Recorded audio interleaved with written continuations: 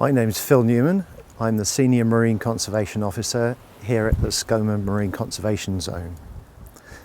The Cymru Marine Conservation Zone shouldn't be confused with Cymru Island National Nature Reserve, because the Marine Conservation Zone includes all the wet bits around the island and the nearby Marloes Peninsula, from high water down to the seabed. Our job is to manage the site and to monitor its marine wildlife and climate. It's important for us to understand how healthy the marine environment is, so we know if we need to take action to protect the diverse and sometimes rare plants and animals that make their home there.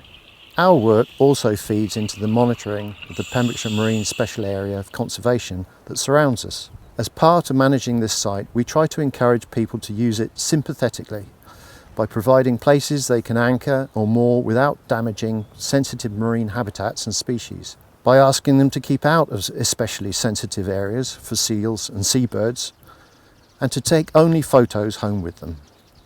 As much of our wildlife is underwater, our team are all professional divers as well as marine biologists, and we have a comprehensive monitoring programme looking at a range of habitats and species, from the shore communities all around the Marine Conservation Zone to the animals, plants and seaweeds living on or even in the seabed.